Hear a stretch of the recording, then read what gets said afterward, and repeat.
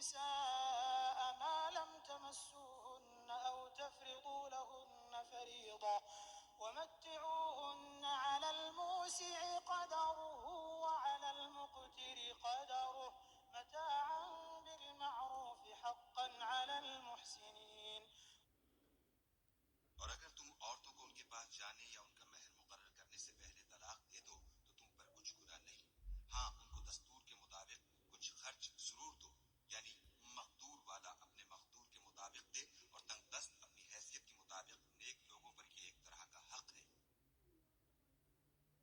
وَإِن طَلَّقْتُمُوهُنَّ مِن قَبْلِ أَن تَمَسُّوهُنَّ وَقَدْ فَرَضْتُمْ لَهُنَّ فَرِيضَةً فنصف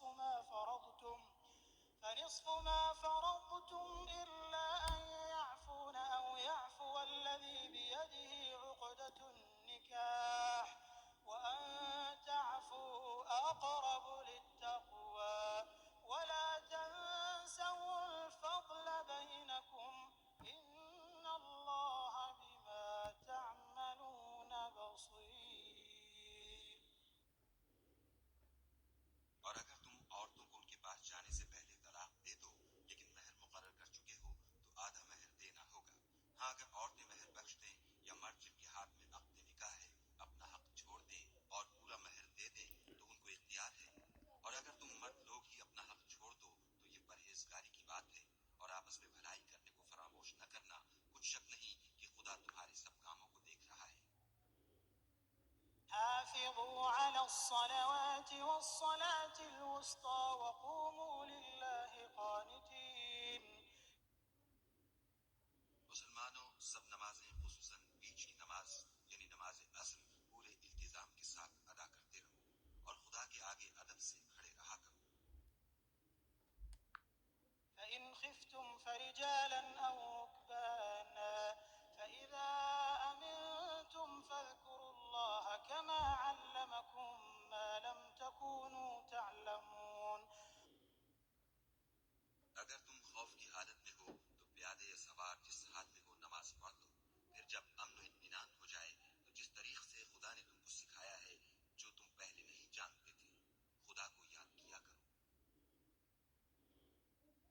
والذين يتوفون منكم ويذرون أزواجا وصية لأزواجهم متاعا إلى الحول غير إخراج فإن خرجن فلا جناح عليكم فيما فعلن في أنفسهن من معروف والله عزيز حكيم. اور جو لوگ تم میں سے مر جائیں اور عورتیں چھوڑ جائیں وہ اپنی عورتوں کے حق میں وصیت کر جائیں کہ ان کو 1 سال تک خرچ دیا جائے اور گھر سے نہ نکالی جائے، ہاں اگر وہ خود گھر سے چلی جائیں اور اپنے حق میں پسندیدہ کام یعنی نکاح کر لیں تو تم پر کچھ گناہ نہیں، اور خدا زبردست حکمت والا ہے۔ وللمطلقات متاع بالمعروف حقا على المتقين. اور مطلقہ عورتوں کو بھی دستور کے مطابق نان و نفقہ دینا چاہیے، پرہیزگاروں پر یہ بھی حق ہے۔ كذلك يبين الله لكم آياته لعلكم تعقلون. اسی طرح خدا اپنے احکام تمہارے لیے بیان فرماتا ہے تاکہ تم سمجھو۔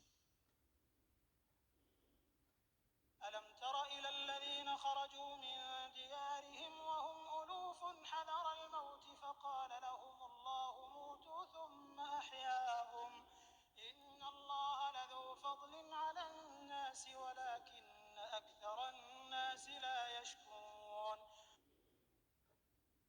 بھلا تم نے ان لوگوں کو نہیں دیکھا جو شمار میں ہزاروں ہی تھے اور موت کے ڈر سے اپنے گھروں سے نکل بھاگے تھے، تو خدا نے ان کو حکم دیا کہ مر جاؤ، پھر ان کو زندہ بھی کر دیا۔ کچھ شک نہیں کہ خدا لوگوں پر مہربانی رکھتا ہے، لیکن اکثر لوگ شکر نہیں کرتے۔ وقاتلوا في سبيل الله واعلموا أن الله سميع عليم. اور مسلمانوں خدا کی راہ میں جہاد کرو اور جان رکھو کہ خدا سب کچھ سنتا اور سب کچھ جانتا ہے۔ من ذا الذي يقرض الله قرضا حسنا فيضاعفه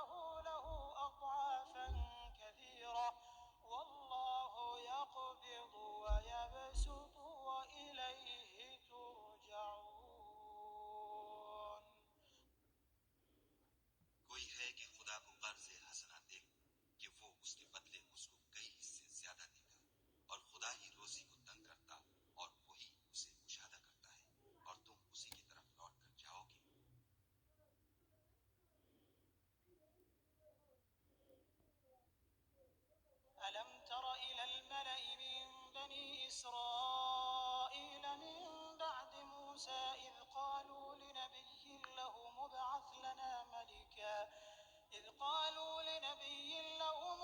لنا ملكا نقاتل في سبيل الله قال هل عسيتم إن كتب عليكم القتال ألا تقاتلوا قالوا وما لنا ألا نقاتل في سبيل الله وقد أخرجنا من ديارنا وأبنائنا فلما كتب عليهم القتال تولوا إلا قليلا منهم والله عليم بالظالمين. بھلا تم نے بنی اسرائیل کی ایک جماعت کو نہیں دیکھا جس نے موسیٰ کے بعد اپنے پیغمبر سے کہا کہ آپ ہمارے لیے ایک بادشاہ مقرر کر دیں تاکہ ہم خدا کی راہ میں جہاد کریں. پیغمبر نے کہا کہ اگر تم کو جہاد کا حکم دیا جائے تو عجب نہیں کہ لڑنے سے پہلو تہی کرو. وہ کہنے لگے کہ ہم راہ خدا میں کیوں نہ لڑیں گے جبکہ ہم وطن سے خارج اور بال بچوں سے جدا کر دیے گئے. لیکن جب ان کو جہاد کا حکم دیا گیا تو چند اشخاص کے سوا سب پھر گئے اور خدا ظالموں سے خوب واقف ہے.